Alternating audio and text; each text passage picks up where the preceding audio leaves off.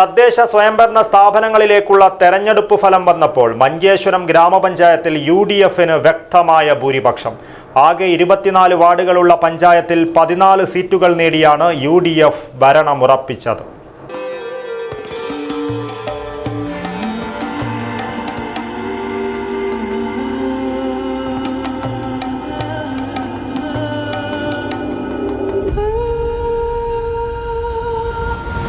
ചരിത്ര Vivah bridal collections by shopping weddings.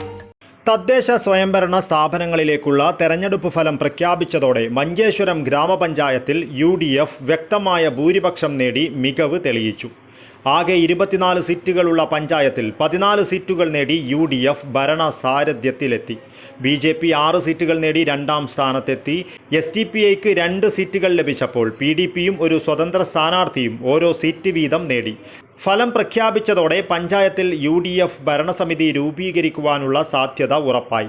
വിജയവാർത്ത പുറത്തു വന്ന ഉടൻ തന്നെ UDF പ്രവർത്തകർ വിവിധ കേന്ദ്രങ്ങളിൽ ആഘോഷങ്ങൾ സംഘടിപ്പിച്ചു.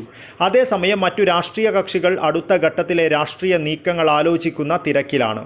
പ്രാദേശിക വികസനം, അടിസ്ഥാന സൗകര്യങ്ങളുടെ മെച്ചപ്പെടുത്തൽ, ജനോപകാരപ്രദമായ പദ്ധതികളുടെ കാര്യക്ഷമമായ നടപ്പിലാക്കൽ എന്നിവയിൽ പുതിയ ഭരണകൂടം മികച്ച നിലപാടുകൾ സ്വീകരിക്കുമെന്ന പ്രതീക്ഷയാണ് നാട്ടുകാർക്കുള്ളത്. പഞ്ചായത്തിന്റെ വികസന ദിശ നിർണ്ണയിക്കുന്നതിൽ പുതിയ ഭരണസമിതിയുടെ പ്രവർത്തനം നിർണായകമാകുമെന്നും പൊതുജനങ്ങൾ പ്രതീക്ഷ പുലർത്തുന്നു. Abdul Rahman Udyavar, news bureau, Manjeshwaram.